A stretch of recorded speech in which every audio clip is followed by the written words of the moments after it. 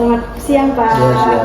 Sebelumnya perkenalkan, kami mahasiswa Universitas Muhammadiyah Riau, jurusan psikologi. Dengan saya sendiri namanya Milasya Putri Ayu. Terus saya Diksi. Lutfi Nisa. Saya sendiri Ca Ananda. Jadi kami ini ingin memenuhi tugas mata kuliah psikologi industri dan organisasi, yaitu mewawancara owner dari sebuah perusahaan Pak. Jadi Bapak bersedia nggak Pak untuk kami wawancara? Bersedia. Sebelumnya boleh perkenalkan diri? Nama saya Gikaro Muhammad. Saya ownernya PT Kota Baru Propertindo. Bapak bisa memberikan gambaran umum tentang perusahaan Bapak? Kalau PT Kota Baru Propertindo itu bergerak di bidang pengembang, kalau bahasa Indonesia, dalam bahasa kerennya itu developer. Developer itu bergerak di properti seperti perumahan tipe 36, perumahan tipe 3. Kalau untuk sekarang itu kebetulan ada programnya Pak Prabowo 3 juta rumah. Ya kami juga membangun tipe 36 subsidi untuk program 3 juta rumah tersebut. Terus ada juga tipe komersil tipe 45, tipe 65, tipe 30. Ada beberapa lokasi yang sedang kami bangun dengan negara proyek-proyek. Itu sih kurang lebihnya, secara garis besarnya itu. Menarik sekali ya Pak ya, perusahaan yang sedang dijalankan. Boleh ini nggak Pak, membahas tentang budaya organisasi perusahaan Bapak? Bagaimana Bapak itu menggambarkan budaya kerja di perusahaan? Kalau budaya kerja di perusahaan saya itu yang pertama itu yang paling inti itu kan disiplin. Mau nggak mau, suka nggak suka, kita harus disiplin, maupun dalam hidup maupun dalam kerja, dalam ibadah pun juga semuanya kan intinya kan disiplin. Yang kedua konsisten dalam apapun, dalam maupun itu usaha kita, dalam pemikiran kita. Dan yang ketiga persisten, hal-hal yang misalnya sifatnya meeting. Saya meeting itu setiap pagi, harus meeting sebelum kerja itu kita harus diskusi dulu, menjelaskan masalah pagi, ambil keputusan itu pagi-pagi. Baru setelah ambil keputusan pagi-pagi itu baru kita selanjutnya kerja sampai sore itu. Kadang gitu terus, itu yang paling saya kedepankan itu. Jadi bukan hanya disiplin tapi konsisten dan persistennya harus, itu budaya yang saya terapkan itu. Kalau untuk paling intinya di situ. Untuk struktur organisasinya itu biasa, ada direktur, ada komisaris, bawahnya ada project manager, bawah ada koordinator dari divisi-divisi. Saya direkturnya untuk PT Kota Baru Propertindo. Kalau untuk HRD ada nggak di perusahaan? Untuk HRD ada. Kalau boleh tahu berdiri perusahaan ini tahun 2014. 2014. Ya. Berarti udah lama ya Pak? Lumayan. Kalau untuk langkah-langkah konkret yang bisa Bapak ambil untuk membangun dan mempertahankan budaya ini? Pertama, tentu ketegasan pemimpinnya ya, atau ownernya atau pemiliknya, itu satu. Yang kedua, menekankan punishment. Ketika ada sesuatu, misalnya kesalahan atau misalnya terlambat, itu datang ke kantor saya akan memberikan punishment. Dan itu macam-macam bentuknya. Karena gitu, memang untuk sedini mungkin menurut saya, apapun itu bentuknya, disiplin itu memang harus dibentuk. Mau itu dalam tekanan atau dalam bentuknya hukuman. Jadi itu untuk kalau kita udah terbiasa menjalankan kedisiplinan tersebut, itulah nanti akan menjadi habit atau watak diri. Jadi kita terbiasa, nggak beban lagi kita. Bangun pagi pun nggak beban lagi, sholat subuh nggak beban lagi, sholat sunat sebelum subuh nggak beban lagi. Karena kita udah terbiasa dan kebutuhan. Itu yang harus saya lakukan untuk mempertahankan itu. Kalau untuk turnivor Pak, atau keluar masuknya karyawan itu tuh apa aja tantangan Bapak itu terkait perputaran karyawan Gen Z lah dan tantangan saya. Gen Z. Gen Z itu agak ribet, nggak sama kayak Kenapa gitu? Kenapa gitu? Gen Z itu ya waktunya susah baca. Sampai pemerintah pun susah baca Gen Z itu maunya apa. Disuruh tekan nggak mau, ditekan malas, disuruh disiplin nggak juga, kemampuan yang gitu-gitu juga, ya gitu kan maksudnya saya itu kan. Entahkah karena kemajuan teknologi yang suka main HP, yang mau scroll TikTok, Instagram dan lain sebagainya. Iya. Cuman kalau sebenarnya Gen Z itu bagus, tapi dia harus betul-betul gimana ya misalnya. Dia canggih loh, secara pemikiran kalian itu lebih maju pada kami orang milenial. Tapi kelemahan kalian itu nggak bisa berada dalam tekanan. Ya, labil. Arahnya nggak jelas.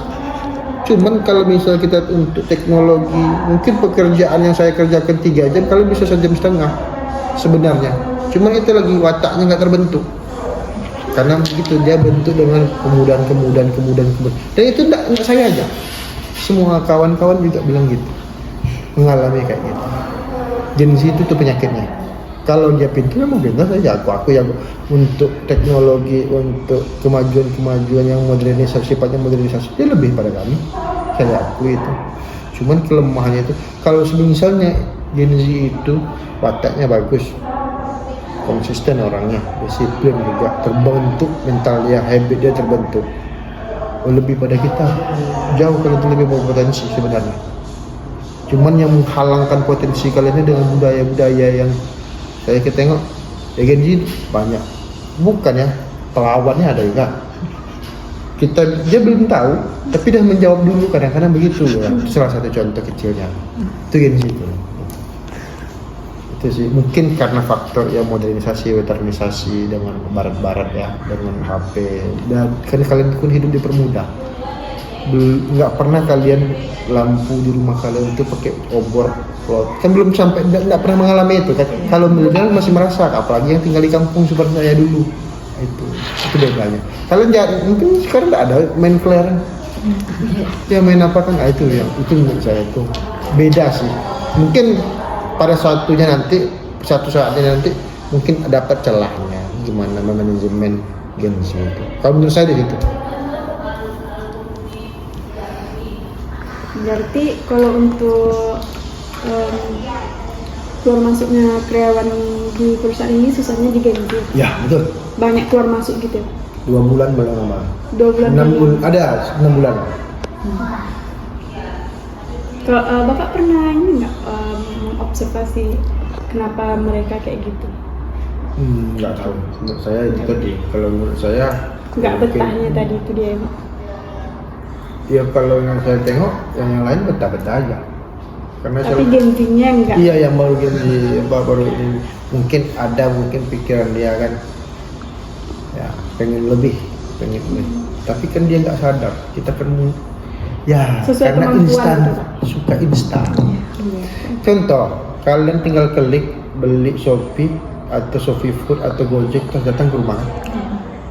Kalau dulu enggak, kami harus pergi ke toko, pergi ke ini. Kalian mau cari baju tengok Shopee, karena kalian dari instan, jadi mindset itu terbentuk. Kalau teori Gramsci-nya itu, mungkin kalian ada psikologi, mungkin ada baca Gramsci, reifikasi namanya. Otomatis terbentuk otak belakang. Jadi kebiasaan habit itu ya gitu. Karena yang kalian lakukan kecil itu bentuk habit nanti. Sampai pola pikir ujung-ujungnya. Itu yang menurut saya itulah faktor. Kalau untuk perubahan dalam organisasi perusahaan ini Pak, bagaimana Bapak mengelola? Perubahannya dibilang contohnya soal apa perubahan itu? Dalam organisasi mungkin perubahan seperti struktur, peraturan kerja atau Kalau untuk ADLT dan peraturan kerja itu berjalan. sejauh ini pasti ada perubahan-perubahan gitu. Ada, contohnya jam masuk nanti saya fleksibelkan atau bagaimana. Tapi tetap jam 8 kalau sekarang itu ya nggak akan saya ubah karena jam 8 tetap jam 8. Atau misalnya kalau perubahan kecuali misalnya suasana bulan Ramadan ada perubahan. Mungkin dari pulangnya jam 5 jadi jam 4. Gitu kan, kita orang Islam kan siap dan terbuka macam itu dan timbangan itu aja sih kalau untuk yang Bagaimana Bapak mendukung pengembangan organisasi dan menghadapi dinamika pasar yang cepat? pertama upgrade ilmu pengetahuan, yang kedua selalu terus menerus lakukan evaluasi dalam terhadap kinerja apapun yang kita lakukan, yang ketiga update informasi maupun itu peraturan di zona pasar apa segala macam harus update terus, itu sih. Kalau untuk harapan Bapak Pak di masa depan untuk perusahaan ini? Mungkin sampai ke titik di mana perusahaan ini ekspansi keluar daerah, bukan hanya di Riau aja. Bahkan Itu saya ekspansi pengennya ke nasional.